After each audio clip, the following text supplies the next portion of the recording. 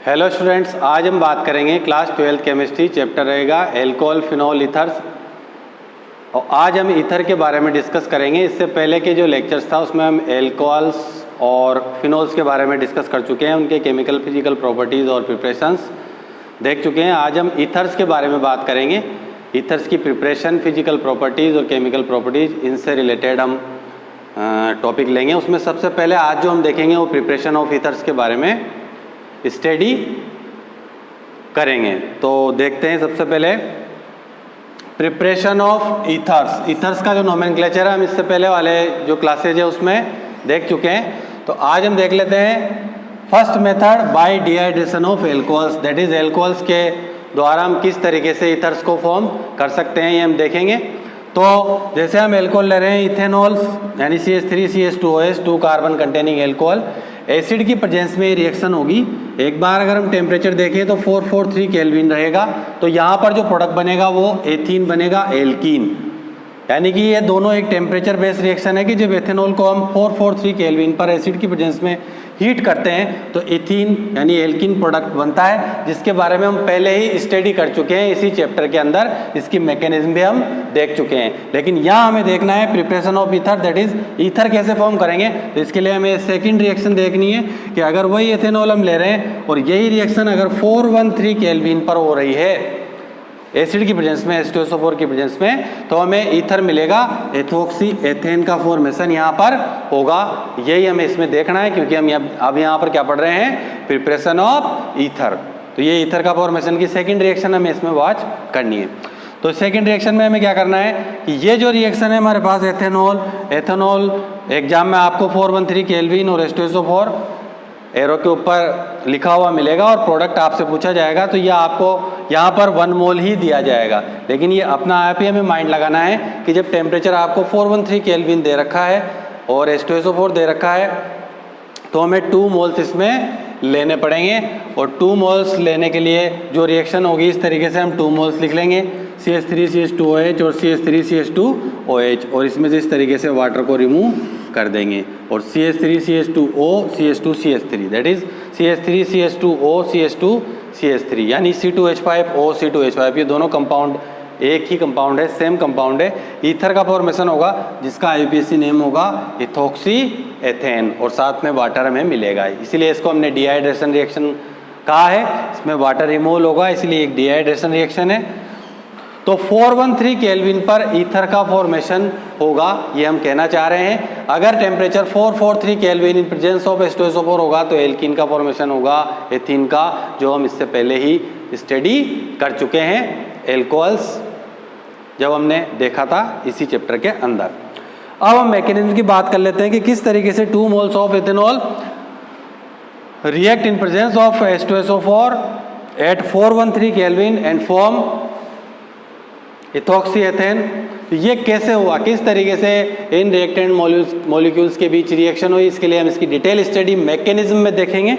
Mechanism में क्या करना है, हमें सबसे पहले 1 मोल ऑफ इथेनॉल लेना है। इसमें हम देख रहे हैं कि ऑक्सीजन पे 2 लोन पेयर एग्जिस्ट कर रहे हैं और सबसे पहले H+ से ही अटैचमेंट करना है। H+ हमें इस H2SO4 से मिलेगा तो ये H+ का हमें क्या करना है, ये 1 लोन पेयर की हेल्प से क्या होगा, इससे अटैच हो जाएगा। यानी इस ऑक्सीजन पे ये हाइड्रोजन अटैच हो जाएगा। ऑक्सीजन पे 3 बॉन्ड रहेंगे, 3 बॉन्ड होते हैं, ऑक्सीजन पे पॉजिटिव चार्ज आ जाएगा और ये एक लोन पेयर वैसा का वैसा ही वहाँ पर एग्जिस्ट करेगा। दैट इज यहाँ पर ऑक्सोनियम आयन फॉर्म होगा। 1 मोल इथेनॉल का H+ से अटैच होकर first of all oxonium ion form करेगा।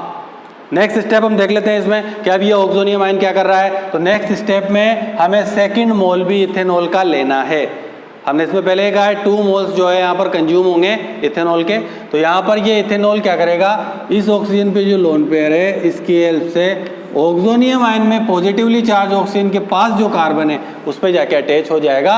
ऐसा अटैच होते हैं इस पर लोड पड़ेगा और लोड पड़ते ही ये जो 2 इलेक्ट्रॉन है इस सिंगल बॉन्ड के, ये दोनों लेकर ये वाटर मॉलिक्यूल बाहर हो जाएगा। दैट इज ये वाटर मॉलिक्यूल बाहर डिहाइड्रेशन हो गया। और ये H+ कहाँ अटैच, ये CH2CH3 कहाँ अटैच हो जाएगा इस ऑक्सीजन पे आकर। यानी कि हमें CH3CH2O हाइड्रोजन और CH2CH3 और ऑक्सीजन पे पॉजिटिव चार्ज आ जाएगा, यानी 3 बॉन्ड फॉर्म करेगा यहाँ पर ऑक्सीजन, यानी कि हमें एक और नया या न्यू ऑक्सीजनियम आयन मिलेगा और साथ में वाटर मॉलिक्यूल तो रिमूव हो ही गया। अब नेक्स्ट स्टेप में क्या करना है, कुछ नहीं करना है, ये जो ऑक्सीजनियम आयन बना है इसी को हमें यहाँ लिख लेना है एज ए रिएक्टेंट और इसमें से सीधा का सीधा ये जो दोनों इलेक्ट्रॉन है इनको ऑक्सीजन पे ट्रांसफर कर देना है, दैट इज ये हाइड्रोजन जो है H+ की फॉर्म में हमें वापस से मिल जाएगा, ठीक है। और हमें मिलेगा CH3CH2O CH2CH3 ईथर, जिसका IPSC नेम होगा इथॉक्सी एथेन और साथ में हमें H+ वापस से मिल जाएगा। तो इस तरीके से यहाँ पर H+ जो है कैटलिस्ट का रोल प्ले करता है। तो हमने फर्स्ट मेथड देखा बाय डिहाइड्रेशन ऑफ एल्कोहल्स, इसमें किस तरीके से हम ईथर का फॉर्मेशन कर सकते हैं ये हमने वॉच किया। अब हम दूसरा मेथड देख लेते हैं, वेरी वेरी इंपॉर्टेंट मेथड है, पहले वाला भी बहुत इंपॉर्टेंट मेथड था क्योंकि टेम्परेचर बेस्ड रिएक्शन है।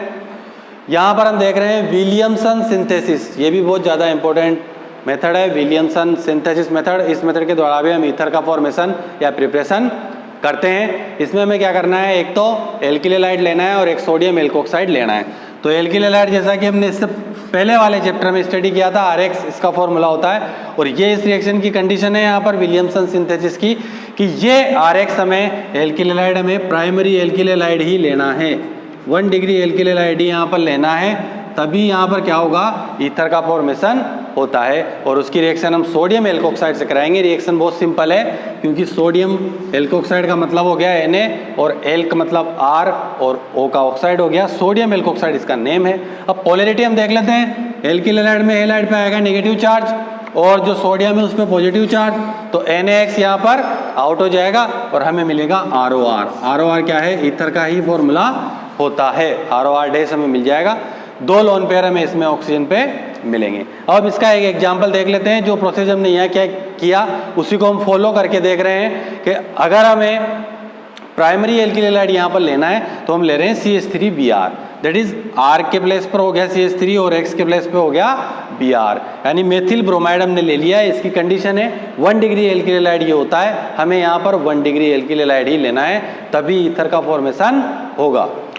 अब हमें क्या करना है, सोडियम एल्कोक्साइड जो हम ले रहे हैं इसमें हमने R जो लिया, R डैश यहाँ पर जो था ये, इस R डैश की जगह हमने टर्सरी ब्यूटिल ग्रुप ले लिया और ONA वैसा का वैसा ही फिक्स रहेगा क्योंकि सोडियम तो यहाँ पर रहना ही है। हमें करना क्या है, Na पे प्लस होगा और Br जो है यहाँ पर माइनस लेके निकलेगा, तो हमें NaBr यहाँ पर बाहर कर देना है और सिंपली जो है टर्सरी ब्यूटिल ग्रुप है ऑक्सीजन है और उससे CH3 को अटैच कर देना है। तो इस तरीके से हमें यहाँ पर ये ऑक्सीजन के एक तरफ मेथिल ग्रुप और एक तरफ टर्सरी ब्यूटिल ग्रुप अटैच हो जाएगा, ROR डैश, यानी कि हम बात करें कि एक तो ये हमारे पास हो गया मेथिल यानी कि R और एक हो गया हमारे पास R डैश यानी टर्सरी ब्यूटिल, यानी 2 R ग्रुप हमें मिल गए जिसमें नंबर ऑफ कार्बन एटम अलग अलग भी हो सकते हैं, सेम भी हो सकते हैं। यहाँ पर अलग अलग है, डिफरेंट है, यहाँ 4 कार्बन है और यहाँ पर 1 कार्बन है, ये ईथर होता है। तो इस तरीके से हमने विलियमसन सिंथेसिस की हेल्प से भी ईथर का फॉर्मेशन किया।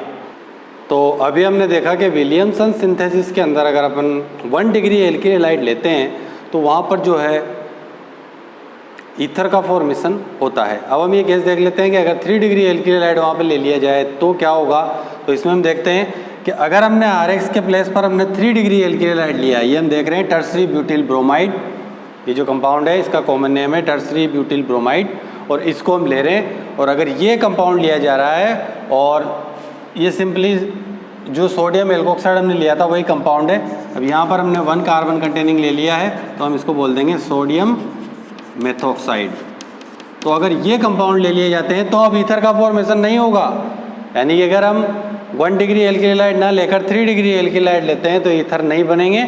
इसमें ऐसा क्या होगा कि जो Br माइनस है और Na प्लस है दोनों अटैच होकर NaBr तो फॉर्म होगा ही सही, लेकिन यहाँ से क्या होगा, ये कंपाउंड जो बचा इसमें यहाँ से एक हाइड्रोजन इमिट होगा H+ की फॉर्म में और ये जो हाइड्रोजन किस तरीके से हम बता सकते हैं, देखो इस तरीके से इमिट हो जाएगा।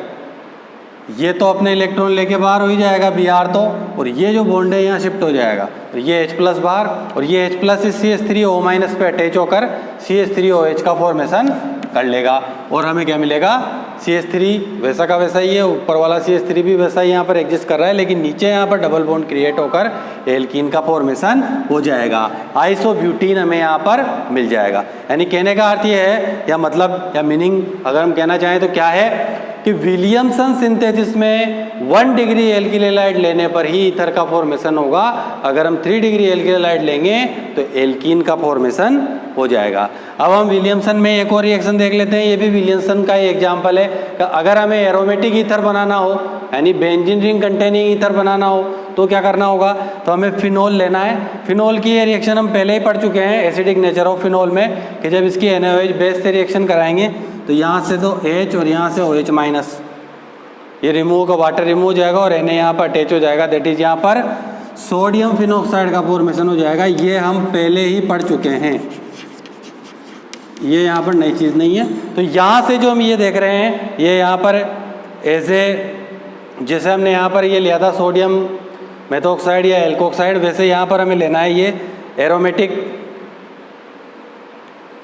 ऑक्साइड आयन लेंगे, फिनॉक्साइड आयन एरोमेटिक, यानी कि सोडियम फिनॉक्साइड हमें सबसे पहले बनाना है। अब ये सोडियम फिनॉक्साइड इसकी जगह हमने लिया है यहाँ पर, क्योंकि हमें क्या चाहता है यहाँ पर रिंग कंपाउंड चाहिए था एरोमेटिक, तो हमने यहाँ पर फेनिल या बेंजीन इसको हम बोल सकते हैं। तो इसकी हम RX से रिएक्शन करा लेंगे, वही 1 डिग्री एल्किल हैलाइड से रिएक्शन कराएंगे।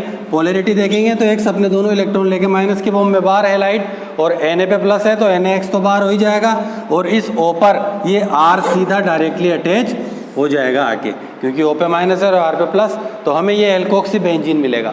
यही एरोमेटिक ईथर है, क्योंकि इसमें O के एक तरफ तो एल्किल ग्रुप आ गया और एक तरफ जो हमने फेनिल ग्रुप देखा, एरोमेटिक ग्रुप यहाँ पर प्रेजेंट है, यही जो है एरोमेटिक ईथर होता है। तो इस तरीके से हमने प्रिपरेशन ऑफ ईथर्स के बारे में यहाँ पर स्टडी की। अब हम ईथर के जो फिजिकल प्रॉपर्टीज़ है उसके बारे में भी देख लेते हैं कि ईथर की जो फिजिकल प्रॉपर्टीज़ है वो क्या क्या होती है। इसमें हम थोड़ा सा बॉइलिंग पॉइंट के बारे में और हाइड्रोजन बॉन्डिंग के बारे में वॉच करेंगे। तो सबसे पहले हम देखते हैं कि ईथर के अंदर जो CO बॉन्ड होता है, CO bond means RO bond ही यहाँ पर है, R जो है नंबर ऑफ कार्बन एटम को रिप्रेजेंट करता है। तो ये CO bonds in ether are polar nature का होता है। जो CO बॉन्ड होता है O पे माइनस और C पे प्लस पॉजिटिव आता है, तो पोलर नेचर होने के कारण ईथर्स में जो है नेट डायपोल मोमेंट एग्जिस्ट करता है, यानी ईथर में डायपोल मोमेंट मिलता है, पाया जाता है। ऐसा हमने किस लिए कहा, क्योंकि इसमें CO बॉन्ड जो होता है वो पोलर नेचर का होता है, पॉजिटिव नेगेटिव कंटेनिंग होता है। अब हम एक टेबल देखते हैं, उसकी हेल्प से हम बॉइलिंग पॉइंट्स के बारे में देखेंगे। BP का मतलब यहाँ पर है बॉइलिंग पॉइंट, केल्विन के अंदर हम देख रहे हैं। कुछ कंपाउंड्स हम देख रहे हैं उनके फॉर्मूलाज, जैसे कि यहाँ पर 5 कार्बन कंटेनिंग एल्केन है, N पेंटेन हमें दे दिया, हाइड्रोकार्बन है ये। यहाँ पर हम ईथर जो अभी हमने देखा था इसका फॉर्मेशन इथोक्सी एथेन ईथर लिया है, और एक हमने वही 4 कार्बन कंटेनिंग ब्यूटेन 1-ऑल एल्कोहल लिया है। मतलब एक हाइड्रोकार्बन है, एक ईथर है और एक एल्कोहल है। सब में जो नंबर ऑफ कार्बन एटम अगर हम देखें तो इसमें तो 5 है और इसमें 4 और 4 है। तो BP किस चीज़ पर मेनली डिपेंड करेगा, BP डिपेंड करेगा यहाँ पर हाइड्रोजन बॉन्डिंग और नंबर ऑफ कार्बन एटम के बेस पर ये डिपेंड करता है। तो हाइड्रोकार्बन में अगर हम देखें 5 कार्बन कंटेनिंग N पेंटेन का जो BP में मिला बॉइलिंग पॉइंट वो 309.1 मिला। इथोक्सी इथेन यानी ईथर का जो BPA में मिला 4 कार्बन कंटेनिंग, इन दोनों का हम कंपैरिजन करना चाह रहे हैं कि ईथर और एल्कोहल में से कौन ज़्यादा BP शो कर रहा है। तो हम ईथर का अगर देखें तो 307.6 मिलता है, और अगर हम एल्कोहल का देखें ब्यूटेन 1-ऑल का तो 390 केल्विन हमें मिलता है। तो ऐसा क्यों हो रहा है कि एल्कोहल का BP ज़्यादा है और ईथर का कम है? इसका रीज़न ये है, the large difference in boiling point of alcohols and ethers is due to the presence of hydrogen bonding in alcohols. जो हाइड्रोजन बॉन्डिंग है वो एल्कोहल्स में ज़्यादा होती है। अगर हम इसमें देखें तो ethers forms hydrogen bonding with water, यानी ईथर का फॉर्मूला है ROR, और इसके साथ हम क्या कर सकते हैं, इस तरीके से वाटर मॉलिक्यूल अटैच कर सकते हैं। तो ये वाटर में भी सोल्यूबल होता है, क्योंकि ये वाटर के साथ भी हाइड्रोजन बॉन्डिंग शो करता है। तो इस तरीके से हमने फिजिकल प्रॉपर्टीज़ के बारे में देखा। मिलते हैं नेक्स्ट लेक्चर में इसी चैप्टर के जो अदर टॉपिक्स हैं उसके साथ।